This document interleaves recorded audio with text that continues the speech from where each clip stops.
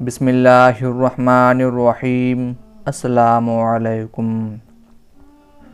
حضور نبی کریم صلی اللہ علیہ وآلہ وسلم کی بعثت سے پہلے عرب کے ظلمت کدہ میں کئی ایسے سلیم الفطرت لوگ بھی موجود تھے جو توحید کے قائل تھے اور علماء یہود و نصارہ کی باتیں سن کر نبی آخر الزماں صلی اللہ علیہ وآلہ وسلم کی آمد کے منتظر تھے۔ ایسے ہی لوگوں میں بنو تمیم کے ایک بزرگ اقسم بن سیفی بھی تھے۔ وہ 190 برس کی عمر کو پہنچ چکے تھے اور اپنی حکمت و دانش کی بنا پر عرب بھر میں شہرت رکھتے تھے۔ وہ لوگوں کو اکثر عرب میں اللہ کے آخری رسول صلی اللہ علیہ وآلہ وسلم کے ظہور کی خبر دیا کرتے تھے۔ حضور صلی اللہ علیہ وآلہ وسلم نے بعثت کے بعد دعوت حق کا آغاز فرمایا تو اقسم کے کانوں میں بھی آپ صلی اللہ علیہ وآلہ وسلم کی بعثت کی خبر پہنچی۔ ان کے دل نے گواہی دی کہ یہ وہی نبی ہیں جن کو سرزمین عرب میں جلوہ افروز ہونا تھا۔ انہوں نے مکہ کے در یتیم صلی اللہ علیہ وآلہ وسلم کی خدمت میں ایک خط روانہ کیا جس میں آپ صلی اللہ علیہ وآلہ وسلم کی دعوت کی تفصیل پوچھی۔ حضور صلی اللہ علیہ وآلہ وسلم نے اس خط کا جواب اقسم کو بھیجا تو اس کو پڑھ کر ان کی مسرت کی کوئی انتہا نہ رہی۔ ان کے نہاں خانہ دل میں شمع ایمان روشن ہو گئی اور انہوں نے تمام اہل قبیلہ کو بلا بھیجا۔ جب سب لوگ جمع ہو گئے تو ان سے مخاطب ہو کر کہا، اے میرے فرزندو، میری بات غور سے سنو۔ مکہ میں قریش کے جو صاحب لوگوں کو توحید کی دعوت دیتے ہیں اور دعویٰ کرتے ہیں کہ میں اللہ کا رسول ہوں، فی الواقع وہ اللہ کے سچے رسول ہیں، تم لوگ فوراً ان کی طرف لپکو اور ان کا دامن اقدس تھام لو کہ اسی میں تمہاری بھلائی ہے۔ دیکھنا عرب کے دوسرے لوگ تم سے بازی نہ لے جائیں۔ حاضرین میں بنو تمیم کا ایک سربر آوردہ رئیس مالک بن نویرہ بھی موجود تھا۔ اس کو اقسم کی یہ باتیں ناگوار گزریں۔ اس نے لوگوں سے کہا، بوڑھا سٹھیا گیا ہے، اس کی باتوں پر مت جاؤ، آخر اس کی خاطر ہم اپنا آبائی دین کیوں چھوڑیں۔ مالک کی باتیں سن کر لوگ منتشر ہو گئے، تاہم اقسم کے ایک فرزند، ایک بھتیجے اور کچھ دوسرے نیک فطرت تمیمی اقسم کی باتوں سے بڑے متاثر ہوئے اور انہوں نے اقسم سے کہا کہ آپ نے ہمیں جو مشورہ دیا ہے ہم اس پر ضرور عمل کریں گے۔ اقسم نے ان سب لوگوں کو ہدایت کی کہ جلد از جلد عازم مکہ ہو جاؤ اور صاحب قریش صلی اللہ علیہ وآلہ وسلم کی خدمت میں حاضر ہو کر ان کی دعوت قبول کر لو۔ حافظ ابن عبد البر رحمۃ اللہ علیہ کا بیان ہے کہ یہ لوگ اپنے وطن سے مکہ کے لیے روانہ ہوئے، لیکن معلوم نہیں کون سے موانع پیش آئے کہ یہ لوگ اس وقت بارگاہ رسالت میں حاضری کی سعادت حاصل نہ کر سکے۔ البتہ کچھ عرصہ بعد اقسم بن سیفی کے بھتیجے کسی نہ کسی طرح نبی رحمت صلی اللہ علیہ وآلہ وسلم کی خدمت میں پہنچ گئے اور بڑے ذوق و شوق سے سعادت اندوز ایمان ہو گئے۔ دانائے بنو تمیم اقسم بن سیفی کے یہ خوشبخت بھتیجے حضرت حنظلہ بن ربیع رضی اللہ تعالی عنہ تھے۔ حضرت حنظلہ بن ربیع رضی اللہ تعالی عنہ کا شمار بڑے جلیل القدر صحابہ رضی اللہ عنہم میں ہوتا ہے۔ ان کی کنیت ابو ربیع تھی اور وہ حکیم عرب اقسم بن سیفی تمیمی کے حقیقی برادر زادے تھے۔ حضرت حنظلہ رضی اللہ تعالی عنہ لکھنے پڑھنے میں اعلیٰ قابلیت کے مالک تھے اور سرور کونین صلی اللہ علیہ وآلہ وسلم ان پر بہت اعتماد فرماتے تھے۔ ابن اسیر رحمۃ اللہ علیہ نے اسود الغابہ میں لکھا ہے کہ حضور صلی اللہ علیہ وآلہ وسلم نے حضرت حنظلہ رضی اللہ تعالی عنہ کو عہدہ کتابت پر مامور فرمایا تھا اور وہ دربار رسالت کی طرف سے حکمرانوں، رئیسوں اور دوسرے لوگوں کو بھیجے جانے والے خطوط قلم بند کیا کرتے تھے، اسی لیے کاتب رسول اللہ کے لقب سے مشہور ہو گئے تھے۔ دوسرے اہل سیر نے بھی دربار رسالت کے کتاب میں حضرت حنظلہ رضی اللہ تعالی عنہ کا نام تخصیص کے ساتھ لیا ہے۔ حضرت حنظلہ رضی اللہ تعالی عنہ صرف قلم ہی کے دھنی نہیں تھے بلکہ راہ حق کے ایک جانباز مجاہد بھی تھے۔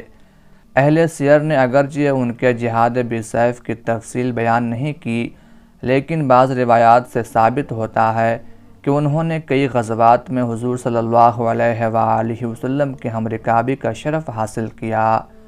مسند احمد بن حنبل میں خود حضرت حنظلہ رضی اللہ تعالی عنہ سے روایت ہے کہ ہم رسول اللہ صلی اللہ علیہ وآلہ وسلم کے ہمراہ غزوہ کیا کرتے تھے۔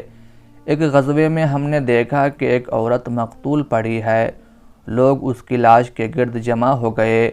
اسی اثناء میں رسول اللہ صلی اللہ علیہ وآلہ وسلم تشریف لائے۔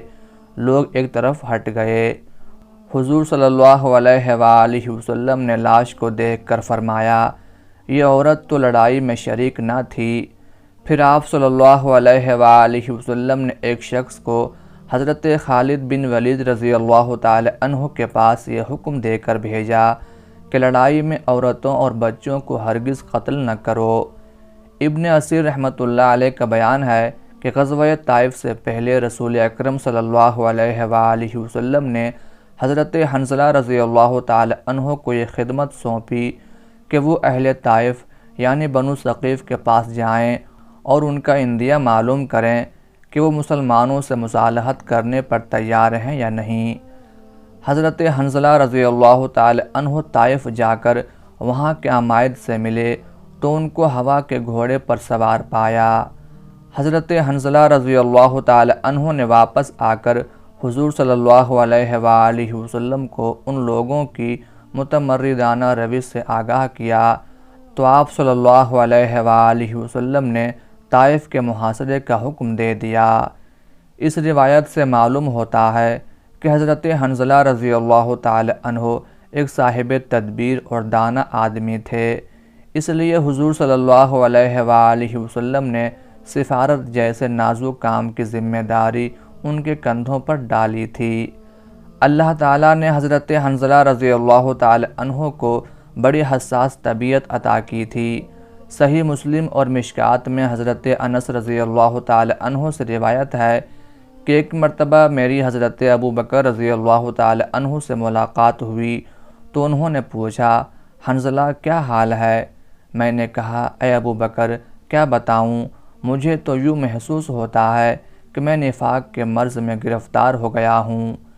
حضرت ابو بکر صدیق رضی اللہ تعالی عنہ نے حیران ہو کر فرمایا، سبحان اللہ، یہ تم کیا کہہ رہے ہو؟